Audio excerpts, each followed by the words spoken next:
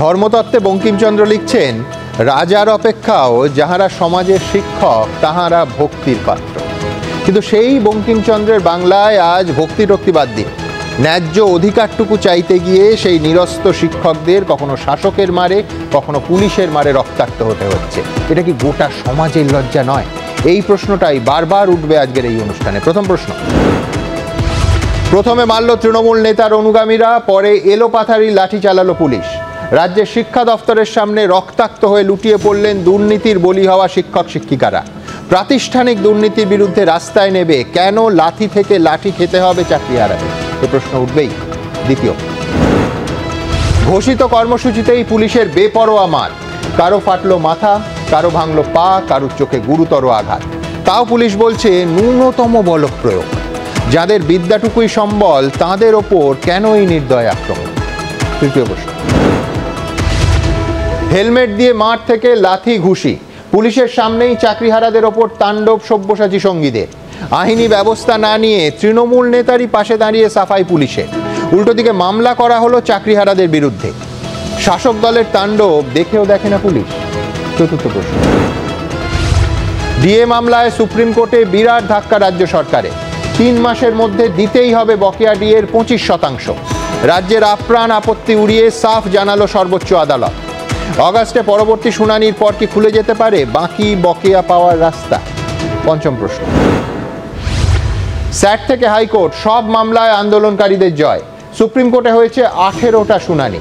অবশেষে সুখবর এলো বাংলার সরকারি কর্মচারী ও পেনশনভোগীদের কাছে। তাহলে সাধারণ মানুষের করের টাকা নষ্ট করে কেন এতদিন ধরে ডিএ মামলা লড়ল সরকার? আজকে ভবানী ভবনে এডিজি সাউথ বেঙ্গল তিনি তাদের যথেষ্ট সম্মান জানিয়ে নতুন শব্দবান্ধব বাংলা ভাষায় সৃষ্টি করেছেন, স্বঘোষিত প্রাক্তন পুলিশকর্তা। এবং পুলিশকর্তা ফ্যাক্ট, প্রাক্তন এটাও ফ্যাক্ট, তাহলে স্বঘোষিত প্রাক্তন পুলিশকর্তাটা নতুন কয়েনেস তো বটেই।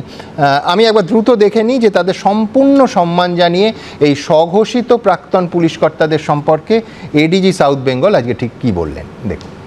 আর লাঠিচার্জের ব্যাপারে কোনো চ্যানেলে আমরা দেখছিলাম স্বঘোষিত প্রাক্তন পুলিশকর্তা তো অনেকে আছেন, তাদের খুব সম্মান করি, আমরা খুব সম্মান জানিয়েই বলছি। তারা মন্তব্য করছেন কোনো প্রোটোকল মানা হয়নি। প্রত্যেকটি প্রোটোকল মানা হয়েছে। সেটা হচ্ছে যে মানে যোগ্য বৈধ পথে চাকরি যারা পেয়েছেন এবং যারা চাকরি করছেন শিক্ষক মহাশয়, তাদের যে প্রধান দাবি কালকে ছিল, আমরা এটা বারবার করে দেখছিলাম, সেটা হচ্ছে ফের যোগ্যতা অর্জনের পরীক্ষায় আমরা বসবো না। এটা হচ্ছে মূল দাবি ছিল।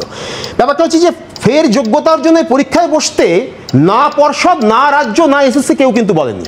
এইটা যেটা এসছে, ভার্ডিক্টটা যেটা এসছে, সেটা সুপ্রিম কোর্ট থেকে এসছে এবং 31শে মের মধ্যে নোটিফিকেশন জারি করতে হবে নতুন নিয়োগ করার, এবং একটা লাইফ লাইন 31শে ডিসেম্বর পর্যন্ত পাওয়া গেছে। এটা কিন্তু রাজ্য সরকার, পর্ষদ এবং এসএসসি তারা রিভিউ পিটিশন করেছে, তারপর কিন্তু এই লাইফ লাইনটা বেরিয়ে এসেছে। সুতরাং রাজ্য একেবারে পাশ থেকে সরে গিয়েছে, এই 26,000-এর পাশ থেকে, এটা কিন্তু নয়।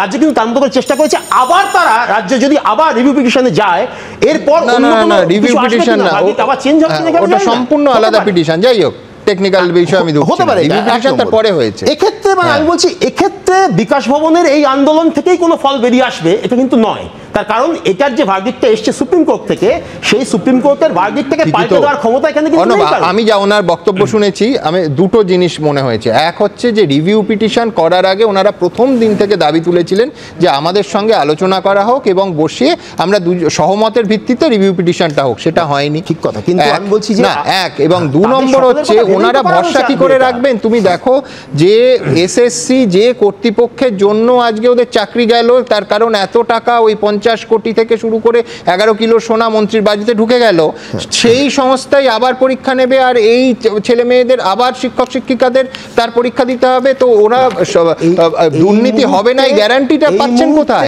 গ্র্যান্টিং এইড যে স্কুলগুলো রয়েছে, এই যে শিক্ষক মহাশয়রা এবং যে যারা গ্রুপ সি গ্রুপ ডি যারা রয়েছেন, তারা প্রত্যেকে গ্র্যান্টিং এইড পদ্ধতিতে, মানে সেই স্কুলগুলোতে তারা চাকরি করেন।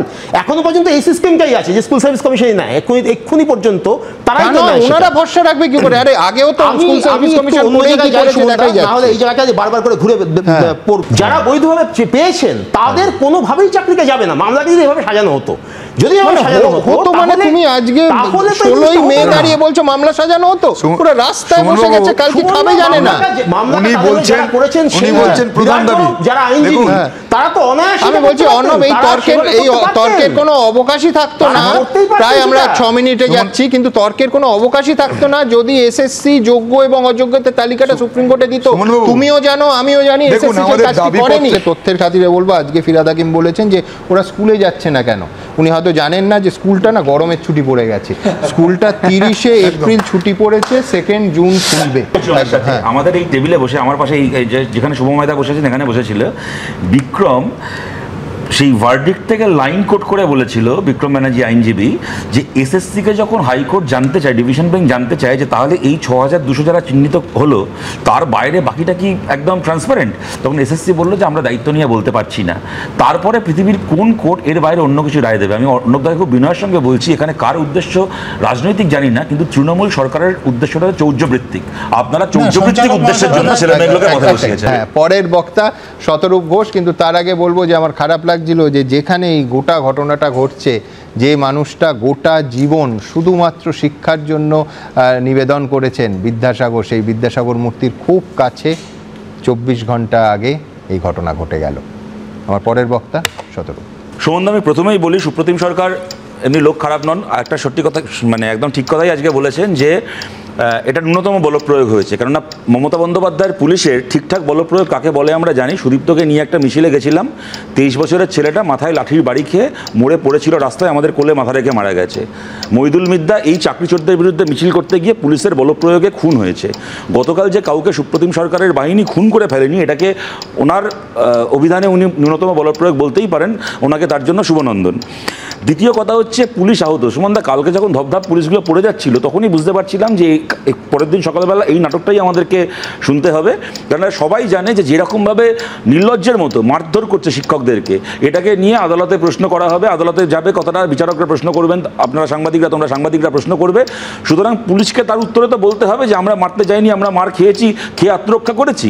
অতএব পুলিশগুলো দাঁড়িয়ে থাকতে থাকতে হঠাৎ করে বুক চাপা দিয়ে বসে পড়ছে, লাফাতে লাফাতে হঠাৎ করে হাঁটু ধরে শুয়ে পড়ছে, তখনই বুঝেছিলাম পরের দিন সকালবেলা এইগুলো শুনতে হবে। 3 নম্বর কথা হচ্ছে, এখানে অর্ণবদা অনেক কিছু বললেন, আদালত রায় দিয়েছে, কেন ওখানে অবরোধ হচ্ছে? আদালতের রায় তো অবরোধ করে পাল্টাবে না, সুতরাং পুলিশ বলপ্রয়োগ করেছে। সুমনদা, কলকাতা এই অর্ণবদা, কলকাতা শহরে কাঁটাতারের অটো বন্ধ হবে, রায়টা কে দিয়েছিল? পাড়ার মুদির দোকান তো দেয়নি, আদালত দিয়েছিল। তো তাহলে সেই রায়ের বিরুদ্ধে যখন পাম এভিনিউতে বুদ্ধদেব ভট্টাচার্যের বাড়িতে রাত দুপুরবেলা হামলা করা হয়েছিল, তখন কোয়াঘা পিঠের ওপর দেওয়া উচিত ছিল।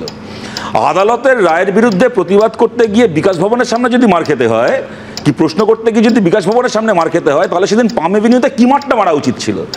আজকে সুপ্রতিম সরকার প্রেস কনফারেন্স করে বলছেন যে 10 ঘন্টা অবরোধ হয়েছে, তারপরে আমরা মেরেছি। তাহলে 14 দিন দুর্গাপুর এক্সপ্রেসওয়ে অবরোধ করার জন্য কি মারটা মারা উচিত ছিল? না মারাটা কি আমাদের ভুল হয়েছে? আমরা বলছি ভুল হয়নি, আমরা হেরে গিয়ে থাকতে পারি। আমরা 3টে বিধানসভা ভোট হেরেছি, আরও 30টা বিধানসভা ভোট হারতে পারি, কিন্তু আমাদের এই হেরে যাওয়ার মধ্যে দিয়ে গণতন্ত্র জিতেছে। যেখানে পশ্চিমবাংলায় রাস্তা অবরোধ করলে মারতে হয় না, তার জন্য রাস্তা অবরোধ করলে কারোর চোখ নষ্ট করে দিতে হয় না। সুপ্রতিম সরকার, আরে আপনি লোককে স্বঘোষিত প্রাক্তন পুলিশ কর্তা বলছেন, আপনি তো স্বঘোষিত বর্তমান পুলিশ কর্তা মশাই। আপনি গায়ে পুলিশের ইউনিফর্ম পরে তৃণমূল কংগ্রেসের কর্মসূচি ঘোষণা করছেন, বলছেন যে এবার হচ্ছে আপনাদের বাড়ি ঘেরাও হবে, ঘেরাও হতে পারে। তার থেকে বড় কথা আমি বলছি, আপনি বলছেন আজকে প্রথম অপরাধ, আমি কথাটাকে নোট করছিলাম, প্রথম বেআইনি কাজটা আন্দোলনকারীদের পক্ষ থেকে করা হয়েছিল, ভুল। প্রথম বেআইনি কাজটা তৃণমূল কংগ্রেসের পক্ষ থেকে করা হয়েছিল, এই মন্ত্রীদের পক্ষ থেকে করা হয়েছিল। প্রথম বেআইনি কাজ ছিল চাকরি বিক্রি করা। দ্বিতীয় বেআইনি কাজটা সুপ্রতিম সরকার, আপনি এবং আপনার বাহিনীর পক্ষ থেকে করা হয়েছিল, যারা কিনা চাকরি চোরদেরকে গ্রেপ্তার করার বদলে গ্রিন করিডোর করে চোর পার্থর বাড়িতে আর ওই অর্পিতার খাটের তলায় গ্রিন করিডোর করে চাকরি বিক্রির টাকা পৌঁছে দিয়েছেন। বেআইনি কাজগুলো আপনার মুখ্যমন্ত্রী, আপনার মন্ত্রী, আপনার মতো পুলিশ অফিসারদের পক্ষ থেকে করা হয়েছিল। আমার শেষ কথা সুমনদা এখানে বলছি, আমি বিশ্বাস করি তৃণমূল কংগ্রেসেরও সাধারণ সমর্থক যারা কালকে দেখেছেন তারাও শিউরে উঠেছেন এই ঘটনাগুলোকে দেখে। এখানেই আমার প্রশ্ন, এই যে অরাজনৈতিক আমরা অনেক শুনছি না, আরজি করের কথাও তুমি একটা রেফারেন্সে বললে, আর ওই অরাজনীতি খেলতে গিয়ে তার পরিণতি কী হয়েছে তাও আমরা জানি, সুতরাং আমি তার তুল্যমূল্য আলোচনায় যাচ্ছি না। কিন্তু আমি এইটা বলছি যে আজকে একটা সরকার এতটা স্বৈরাচারী হওয়ার আস্পর্ধাটা পায় কোত্থেকে, যখন তারা জানে যে ভাই আপনি পশ্চিমবাংলার সাধারণ জনগণ, আপনি আমাদেরকে দেখে আমাদের কাজ দেখে শিউরে উঠুন, আপনি ঘেন্না করুন, আপনি আমাদের বিরুদ্ধে রেগে উঠুন, যা করুন, আমার কাজ কলা। যে চাকরি হারিয়েছে তার দয়ায় নয়, যে চাকরি বেচেছে আমি তার দয়ায়, যে চাকরিটা বিক্রি করেছে আমি তার দয়ায় সামনের ভোটটা পার করে দেব। যে পুকুর ভরাট করে বেআইনি বিল্ডিং তৈরি করে, যে চাকরি বিক্রি করে, যে বেআইনি বালি মাফিয়া, যে বেআইনি কয়লা মাফিয়া, পুলিশ, টাকা খাওয়া পয়সা খাওয়া পুলিশ, এদের জোরে আমি পরের বার ভোটটাও পার করে দেবো, তারপরে ভোটটাও পার করে দেবো।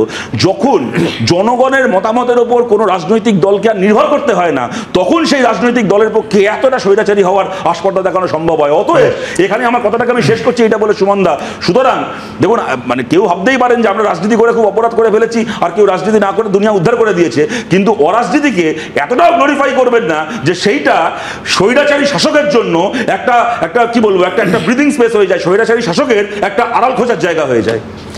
আমি শুধু এইটুকুই বলবো যে মানুষের স্মৃতি এত দুর্বল নয়। 1993 সালের 21শে জুলাই 13 জনের হত্যা, মাদাই হালদার হত্যা 1990, নন্দীগ্রাম থেকে আরম্ভ করে অপারেশন সানশাইন 1996,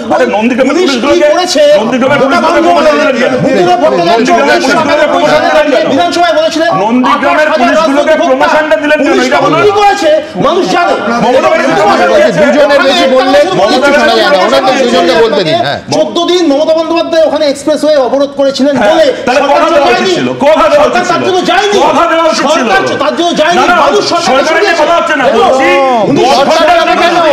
কিন্তু মমতা বন্দ্যোপাধ্যায় গণ আন্দোলন করতে গিয়ে সঠিক কাজ করেছিলেন, অসুবিধা নেই কিছু তাতে।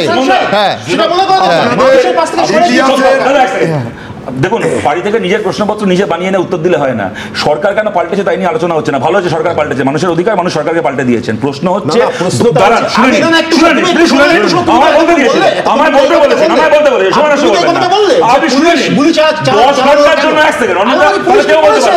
আমার সহজ প্রশ্ন ছিল 10 ঘন্টার জন্য যদি এই মার হয় তাহলে 14 দিনের জন্য কতটা মারা উচিত ছিল? আপনি বলে দিন।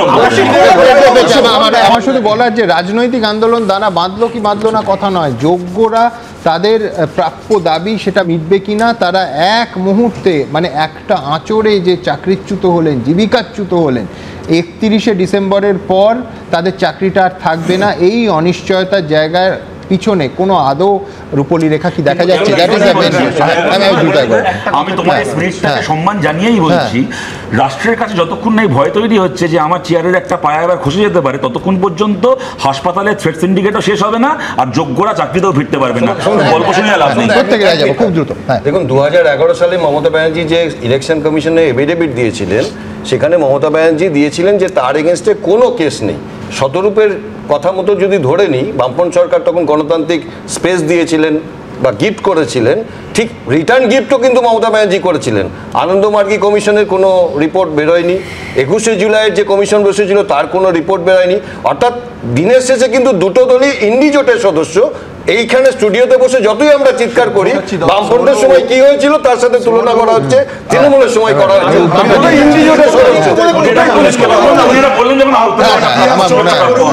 আমি বলছি কি, আমি প্রণয়দার সাথে তর্ক করতে কখনই আমার ইচ্ছে, উনি সবই ঠিক বলেন। আমি ঘটনাচক্রে রাহুল সিনহা থেকে শুরু করে তথাগত রায় থেকে শুরু করে দিলীপ ঘোষ থেকে শুরু করে শুভেন্দু, কাউকে তৃণমূলের জমানায় জেল খাটতে হয়নি। কিন্তু আমাদের পার্টি সর্বোচ্চ নেতাদের মধ্যে, আমাদের কথা ছেড়েই দিলাম, আমাদের পার্টি সর্বোচ্চ নেতাদের মধ্যে একাধিক জনকে তৃণমূলের জমানায় জেল খেটে ফেলতে হয়েছে। এখান থেকে আমার পরে যেটা বললাম যে আরেকটা অংশে আমরা স্বস্তি নিয়ে আলোচনা করব।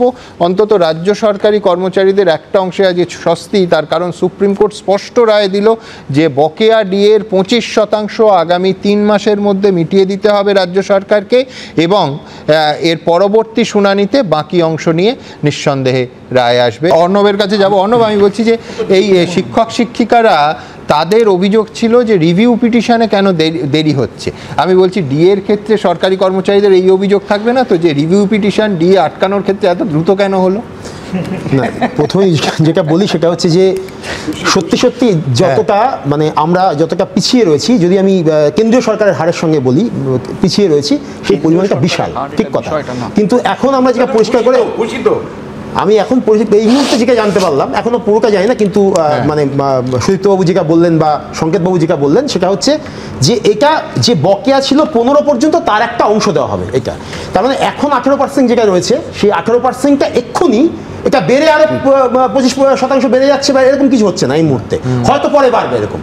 তো অবশ্যই যে কোনো একজন সরকারি মানে মাইনে যে পায় হিসেবে আমি নিশ্চিত খুশি যদি এটা হয়। কিন্তু আমি একটা কথা বলবো সুমনদা, সেটা হচ্ছে বারবার তুমি তো অফিস অফ প্রফিটে পড়ে গেলে।